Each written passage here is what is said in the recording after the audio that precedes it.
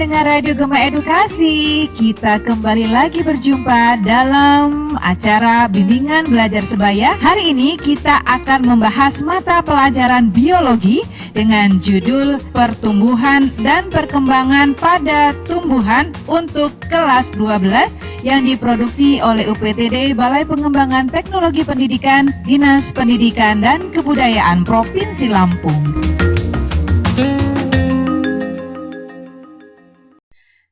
Pendengar Radio Gema Edukasi, saat ini Kak Rahma sudah bersama teman-teman kalian. Ada Leura, ada Haya, dan juga ada Rahma. Bagaimana kabar kalian hari ini? Baik? Baik, Kak. Dan juga ada Kak Kuswan yang nanti akan menjelaskan materi kita tentang pertumbuhan dan perkembangan pada tumbuhan. Bagaimana yang ada di rumah? Persiapkan alat tulis dan juga buku kalian. Dan nanti dicatat yang perlu dan kita akan memulai pembelajaran kita. Selamat mendengarkan. Iya, terima kasih Kak Rahma. Assalamualaikum warahmatullahi wabarakatuh. Bagaimana kabarnya adik-adik insan edukasi di rumah? Mudah-mudahan dalam keadaan sehat walafiat seperti kakak-kakak dan adik-adik yang berada di studio. Pada kesempatan ini kita akan sama-sama belajar tentang pertumbuhan dan perkembangan pada tumbuhan. Adik-adik sudah pernah mendengar apa itu pertumbuhan? Sudah, Kak. Iya, apa itu pertumbuhan? Jadi, pertumbuhan adalah proses perubahan yang terjadi pada makhluk hidup yang meliputi pertambahan ukuran tubuh atau tinggi, panjang, lebar, berat, volume yang bersifat kuantitas dan irreversibel. Iya, jadi itu pertumbuhan ya. Jadi proses perubahan yang terjadi pada makhluk hidup yang meliputi pertambahan ukuran tubuh sehingga makhluk hidup bertambah tinggi, bertambah panjang, bertambah lebar, dan bertambah berat serta bertambah volumenya. Nah, pertambahan ukuran itu bisa diukur tidak adik-adik? Bisa nggak kita tahu berapa tingginya? Bisa, Kak. Beratnya? Bisa. Bagaimana volumenya? Bisa, Kak. Bisa dihitung ya? Iya. Nah, karena bisa dihitung atau bisa diukur, maka pertumbuhan bersifat kuantitas. Nah, kalau makhluk hidup sudah besar, bisa nggak kembali menjadi kecil? Tidak, Kak. Nah, itu artinya pertumbuhan itu bersifat irreversibel. Jadi tidak kembali ke ukuran semula. Adanya pertambahan ukuran makhluk hidup itu adik-adik disebabkan oleh karena sel-sel bertambah besar ukurannya. Nah, yang menyebabkan sel bertambah besar karena sel hidup itu membutuhkan air, dapat menyerap air dan membutuhkan nutrisi atau makanan yang diambil dari lingkungannya. Selain itu, sel juga mampu membelah diri sehingga jumlah sel pada makhluk hidup jumlahnya bertambah banyak. Jadi pertambahan ukuran pada tumbuhan itu disebabkan karena ukuran selnya bertambah besar. Selain ukuran selnya bertambah besar, juga sel mampu melakukan pembelahan sehingga jumlah selnya bertambah banyak, maka tumbuhan akan semakin bertambah ukurannya. Nah, selain mengalami pertumbuhan, makhluk hidup, tumbuhan juga dapat melakukan perkembangan. Apa itu perkembangan? Perkembangan adalah proses untuk mencapai kematangan fungsi organisme atau proses untuk mencapai sebuah kedewasaan. Iya, jadi itu perkembangan ya. Jadi perkembangan itu proses makhluk hidup untuk mencapai kematangan fungsi organisme. Jadi organ-organ tubuhnya itu semakin kompleks sehingga ada yang mengatakan bahwa perkembangan itu perubahan makhluk hidup dari yang sederhana menjadi yang lebih kompleks. Sebagai contoh misalnya dari perkembangan dari zigot. Zigot mengalami perkembangan menjadi embrio, kemudian embrio mengalami perkembangan menjadi tumbuhan muda kemudian menjadi tumbuhan dewasa. Nah, bagaimana makhluk hidup itu dinyatakan dewasa? Apa tandanya adik-adik? Tanda makhluk hidup telah dewasa yaitu telah menghasilkan sel gamet atau sel kelamin. Apa contohnya? Pada tumbuhan ganggang, lumut, dan paku telah membentuk antheridium atau organ kelamin jantan penghasil sel sperma dan archegonium atau organ kelamin betina penghasil ovum. Sedangkan pada tumbuhan Gymnospermae telah membentuk strobilus jantan dan strobilus betina. Pada tumbuhan Angiospermae telah membentuk bunga, dan pada hewan telah membentuk testis pada hewan jantan yang menghasilkan sel sperma dan gonad pada hewan betina yang menghasilkan ovum. Iya, jadi makhluk hidup dinyatakan telah dewasa, ya, baik hewan maupun tumbuhan, intinya telah mampu menghasilkan sel gamet atau sel kelamin. Nah, sel gamet pada organisme jantan itu disebut juga sel sperma.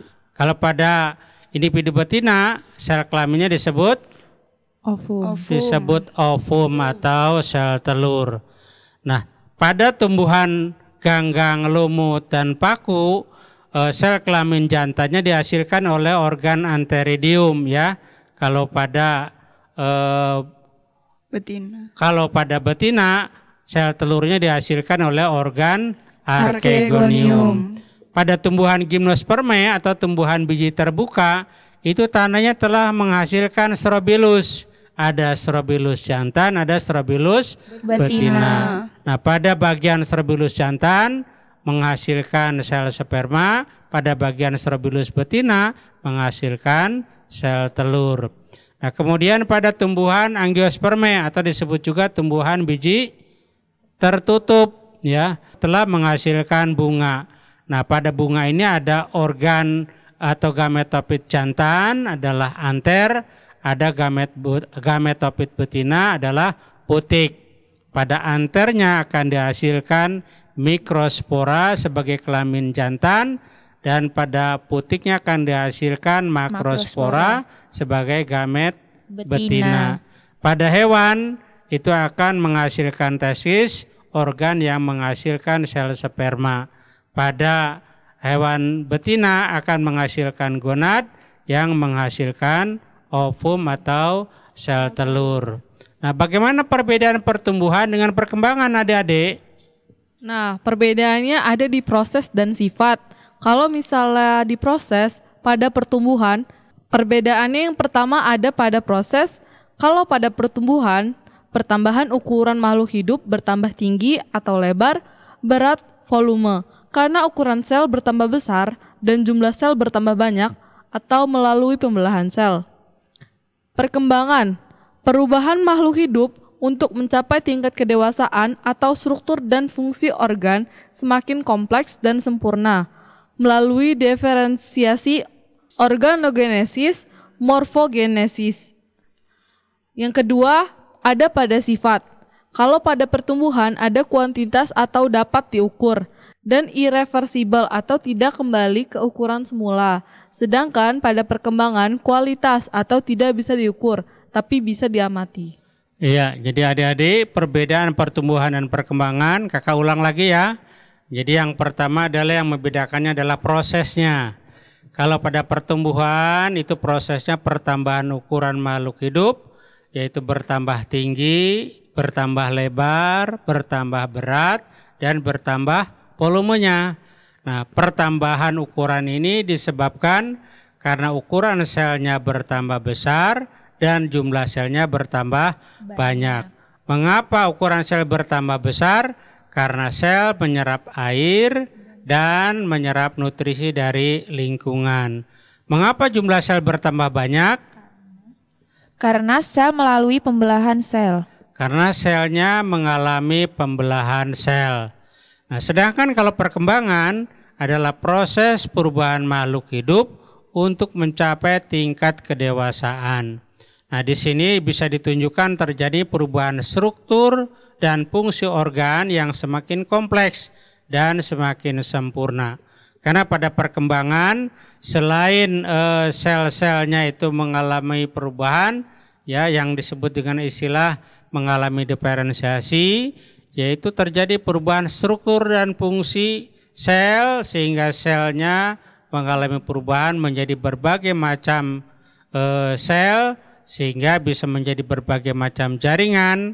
Nah, berbagai macam jaringan akan membentuk berbagai macam organ. Prosesnya disebut organogenesis. Nah, selain itu akan mengalami berbagai perubahan bentuk, ya. Nah, disesuaikan bentuknya itu dengan organ-organ tubuh dari tumbuhan itu sendiri. Kemudian sifat yang membedakan pertumbuhan dengan perkembangan itu pertumbuhan bersifat kuantitas karena dapat diukur. Sedangkan perkembangan itu bersifat kualitas. Ya, tidak bisa diukur karena kedewasaan itu tidak bisa diukur. Tetapi bisa nggak kita amati? Bisa. Jadi kita bisa melihat ya makhluk hidup itu telah dewasa atau belum dewasa. Nah, kalau sudah dewasa ini menunjukkan makhluk hidup telah mengalami perkembangan. Nah, adik-adik, bagaimana hubungannya proses pertumbuhan dengan perkembangan pada makhluk hidup? Hubungan proses pertumbuhan dengan perkembangan berjalan searah atau sejalan. Maksudnya, selain mengalami pertumbuhan, makhluk hidup juga mengalami perkembangan. Iya, jadi proses pertumbuhan dengan perkembangan itu berjalan searah, ya, atau berjalan sejalan, ya. Jadi makhluk hidup selain mengalami pertumbuhan, bertambah tinggi, bertambah besar, bertambah lebar, atau bertambah berat, ya, selain itu juga makhluk hidup itu mengalami perkembangan karena organ-organ tubuhnya itu mengalami perubahan dari yang sederhana menjadi semakin kompleks. Adik-adik insan edukasi dimanapun berada, dimulai dari apa terjadinya pertumbuhan dan perkembangan pada tumbuhan berbiji? Pertumbuhan dan perkembangan pada tumbuhan berbiji itu dimulai dari terjadinya perkecambahan biji. Iya, jadi pertumbuhan dan perkembangan pada tumbuhan berbiji itu diawali dengan terjadinya proses perkecambahan. Apa yang dimaksud dengan perkecambahan? Bagaimana terjadinya perkecambahan? Biasanya perkecambahan dimulai dengan proses masuknya air dan oksigen melalui hilum di biji. Selanjutnya, air masuk ke ruang antar sel biji secara imbibisi. Selanjutnya, air akan masuk ke dalam sel biji melalui dinding sel dan membran secara osmosis. Adanya air dalam sel akan mengaktifkan enzim hidrolitik untuk menguraikan senyawa organik atau kompleks menjadi senyawa sederhana. Kemudian akan dioksidasi oleh oksigen yang menghasilkan energi. Selain itu, air akan mengaktifkan hormon sitokinin, merangsang pembelahan sel-sel embrional dan hormon pertumbuhan yang lainnya, merangsang diferensiasi jaringan menjadi berbagai jaringan dan organ tumbuhan yang semakin lengkap. Iya, jadi kakak ulang ya adik-adik, ya, perkecambahan itu dimulai dengan proses masuknya air dan oksigen melalui hilum di biji. Jadi di biji itu ada hilum, ya, berupa lubang kecil. Nah, masuknya air dan oksigen itu melalui hilum pada biji. Nah, adanya air yang masuk ke biji itu akan masuk ke ruang antar sel biji. Prosesnya secara imbibisi. Selanjutnya, air akan masuk ke dalam sel biji melalui dinding sel dan membran sel secara osmosis. Adanya air di dalam sel akan mengaktifkan enzim hidrolitik atau enzim yang dapat menguraikan senyawa organik atau kompleks menjadi senyawa sederhana seperti amilum, ya, atau zat tepung, kemudian protein, lemak itu akan diuraikan oleh enzim hidrolitik.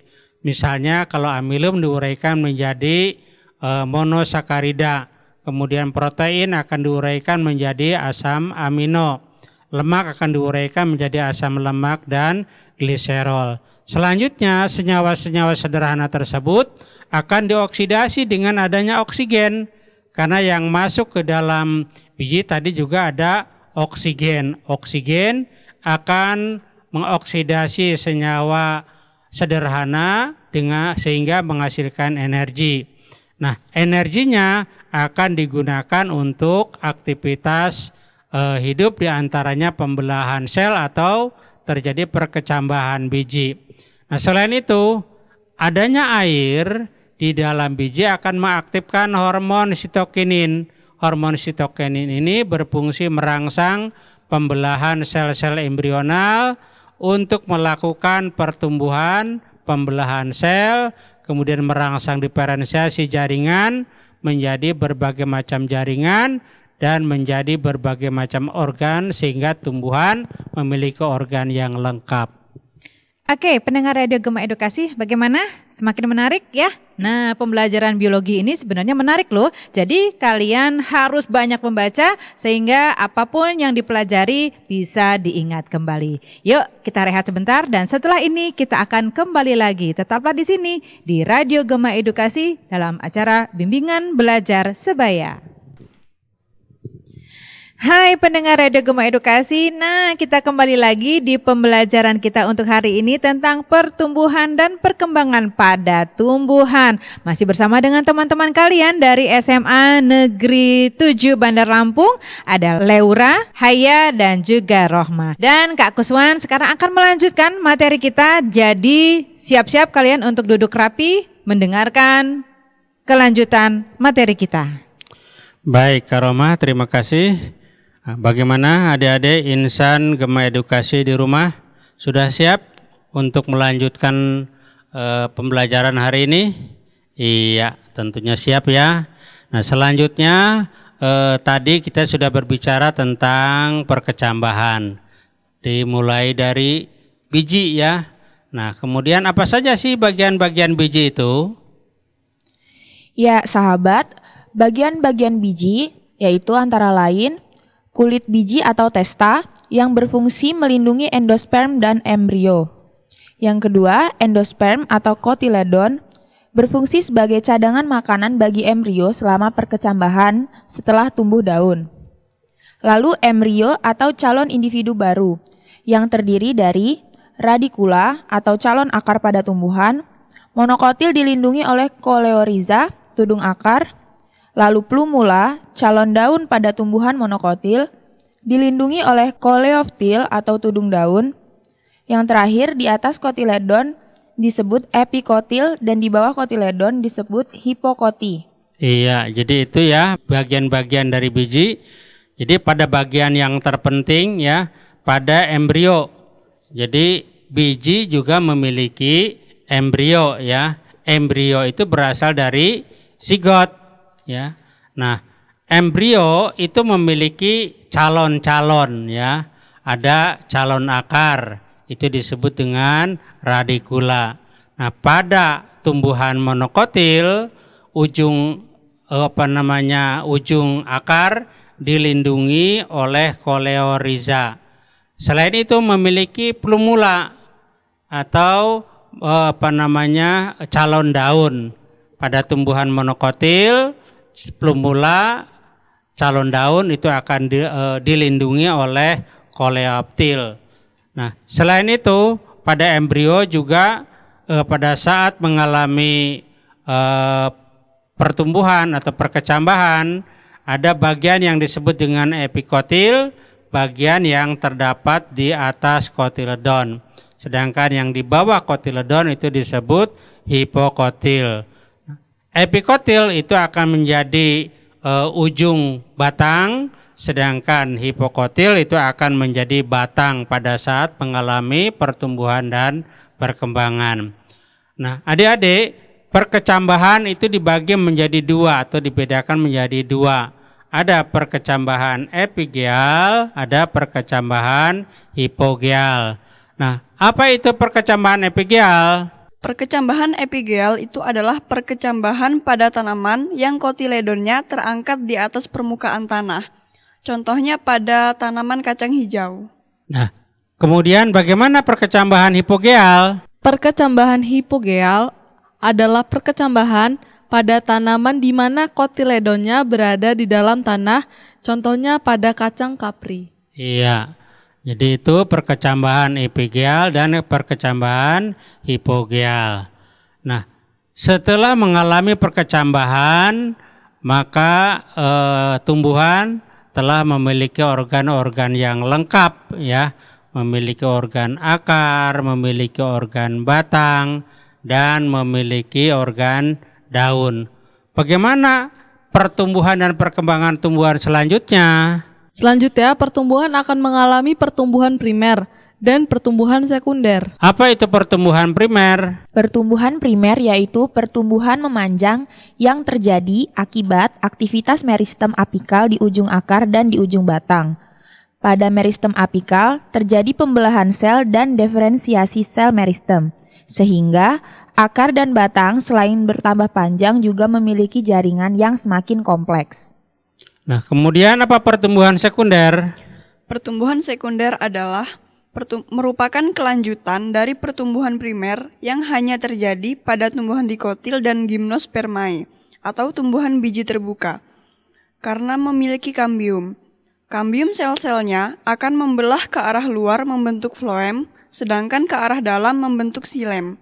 Adanya aktivitas pertumbuhan sekunder akar dan batang semakin besar. Iya, jadi pada tumbuhan setelah terjadi proses perkecambahan, selanjutnya akan mengalami pertumbuhan primer dan mengalami pertumbuhan sekunder, ya. Kalau pertumbuhan primer itu terjadi di ujung akar dan di ujung batang, sehingga tumbuhan semakin tinggi batangnya dan akarnya semakin panjang. Sedangkan pertumbuhan sekunder itu terjadi di bagian tumbuhan yang memiliki kambium, yaitu hanya dimiliki oleh tumbuhan dikotil dan tumbuhan gimnospermae.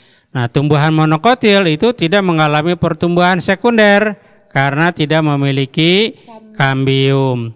Nah, selanjutnya tumbuhan akan mengalami pertumbuhan di mana akan dihasilkan kambium primer dan kambium sekunder, disebut juga dengan kambium gabus, ya. Nah, kambium primer terdiri atas kambium vaskuler dan kambium intravaskuler. Kambium vaskuler itu kambium yang berada di antara pembuluh pengangkut phloem dan xilem. Sedangkan kambium intervaskuler, kambium yang terletak di antara dua berkas pengangkut, ya. Nah, antara kambium vaskuler dan kambium intravaskuler itu saling berhubungan sehingga antara satu dengan yang lainnya membentuk suatu lingkaran. Nah, aktivitas kambium primer pada akar dan batang itu menghasilkan unsur-unsur kayu yang disebut dengan xilem, itu pembelahannya ke arah dalam. Jadi kambium primer membelah ke arah dalam akan membentuk xilem, sedangkan membelah ke arah luar akan membentuk phloem sebagai kulitnya. Aktivitas kambium ke dalam jauh lebih besar daripada aktivitas pembelahan kambium ke arah luar, sehingga bagian kayunya lebih tebal daripada bagian kulitnya. Ya. Kambium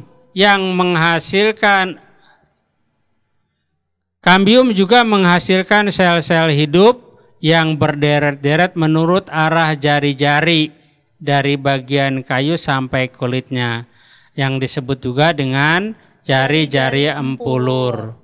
Kemudian kambium sekunder atau kambium gabus. Pembentukan jaringan ke arah dalam oleh kambium itu lebih cepat daripada pertumbuhan jaringan ke arah luar. Hal ini menyebabkan jaringan-jaringan sebelah luar pecah-pecah dan rusak. Akibat kerusakan tersebut, di bawah epidermis terbentuk kambium gabus atau disebut juga dengan pelogen yang bersifat meristematis. Nah, jadi kambium gabus yang berada di bawah epidermis itu masih bersifat meristematis, artinya masih dapat membelah. Jaringan pelogen membentuk phloem ke arah luar dan membentuk peloderm ke arah dalam. Phloem terdiri dari sel-sel mati, sedangkan peloderm terdiri atas sel-sel hidup. Pembentukan phloem dan peloderm merupakan jaringan gabus yang bersifat impermeabel terhadap air dan udara. Artinya itu tidak bisa dilewati atau ditembus oleh air dan gas karena memiliki dinding sel yang tebal dan dinding selnya telah mati.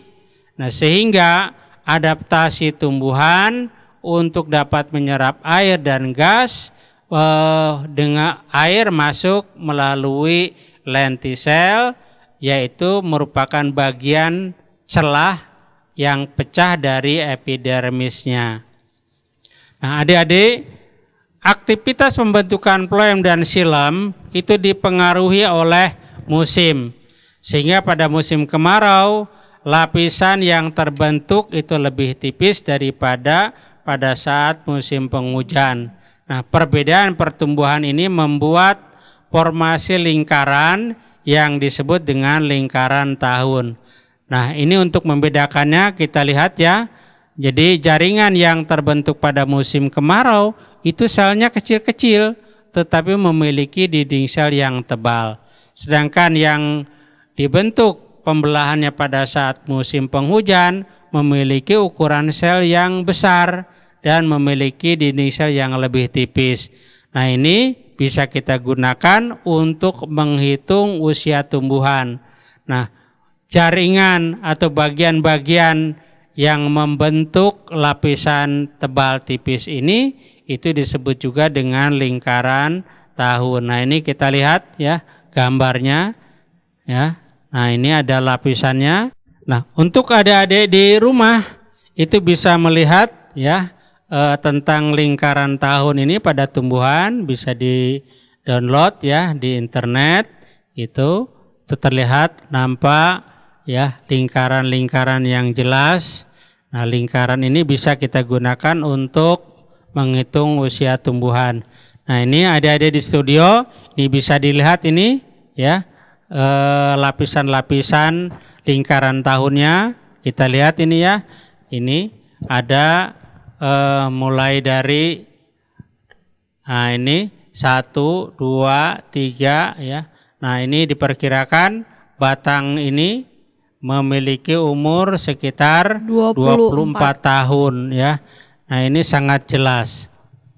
Nah, adik-adik ya dimanapun berada, nah, pertumbuhan dan perkembangan pada tumbuhan itu juga dipengaruhi oleh berbagai faktor. Ada faktor internal, ada faktor eksternal. Apa saja faktor internal? Faktor internal itu terdiri dari dua. Yang pertama faktor genetis atau hereditas. Faktor genetis ini melibatkan aktivitas enzim hidrolitik yang dikendalikan oleh gen-gen. Yang kedua yaitu faktor fisiologis. Faktor fisiologis ini melibatkan hormon yang merangsang pertumbuhan. Nah, kemudian apa itu faktor eksternal? Faktor eksternal itu biasanya air, pH, dan oksigen. Terus itu ada nutrien, suhu, kelembapan, dan cahaya matahari. Iya, jadi itu faktor-faktor yang mempengaruhi pertumbuhan dan perkembangan pada tumbuhan. Jadi bisa kita kelompokkan menjadi dua kelompok, yaitu faktor internal, yaitu faktor-faktor yang berada di dalam tumbuhan itu sendiri, yaitu faktor genetis atau faktor keturunan. Jadi misalnya ada tumbuhan yang tinggi ya, ada tumbuhan yang semusim, ada tumbuhan menahun, atau ada tumbuhan yang buahnya besar, ada yang kecil. Nah, itu adalah faktor genetis ya. Kemudian faktor fisiologis. Ini dipengaruhi juga oleh hormon yang merangsang pertumbuhan. Ya, jadi faktor internal selain faktor genetis juga adalah faktor fisiologis yang melibatkan berbagai macam hormon pertumbuhan ya. Misalnya ada hormon sitokinin tadi untuk yang merangsang pembelahan sel ya. Ada hormon auksin, ada hormon giberelin, ada hormon traumalin, ada asam absisat, kemudian ada hormon yang merangsang organ-organ atau hormon kalin ya. Ada hormon rizokalin, ada hormon antokalin, ada hormon filokalin. Nah, ini adik-adik bisa mencari masing-masing fungsi dari hormon-hormon pertumbuhan tersebut ya. Jadi bisa dilihat, bisa di-download di internet, kemudian atau di buku paket ya, sehingga bisa lebih jelas tentang bagaimana fungsi hormon-hormon pertumbuhan. Kemudian faktor eksternal, ada air, ada pH, ada oksigen, nutrien, suhu, kelembaban, cahaya matahari. Nah, agar lebih jelas, adik-adik bisa mendownloadnya bagaimana pengaruh air, pH, dan oksigen terhadap pertumbuhan, bagaimana nutrien diperlukan untuk pertumbuhan, bagaimana pengaruh suhu terhadap pertumbuhan, bagaimana pengaruh kelembaban terhadap pertumbuhan, bagaimana pengaruh cahaya matahari terhadap pertumbuhan. Nah, adik-adik di rumah itu bisa mendownloadnya di internet sehingga bisa lebih jelas. Oke, pendengar Radio Gema Edukasi, bagaimana? Nah, nanti kalian bisa mulai mendownloadnya di internet. Dan jangan lupa dibaca kembali catatannya, jika ada yang belum jelas bisa ditanyakan kepada gurunya masing-masing di sekolah. Oke, kita rehat dulu dan nanti kita akan kembali lagi tetap di sini di Radio Gema Edukasi, berbagi ilmu untuk semua. Nah, pendengar Radio Gema Edukasi, kembali lagi kita di bimbingan belajar sebaya dan Kak Rahma ucapkan terima kasih untuk kalian yang selalu setia bersama kami untuk sama-sama belajar mendapatkan ilmu dari pembelajaran kita hari demi hari. Dan saatnya Kak Kuswan akan memberikan penguatan catatan untuk pembelajaran hari ini. Iya, terima kasih Kak Rahma. Baik adik-adik dimanapun berada, kita simpulkan bersama-sama ya. Tolong dicatat ini.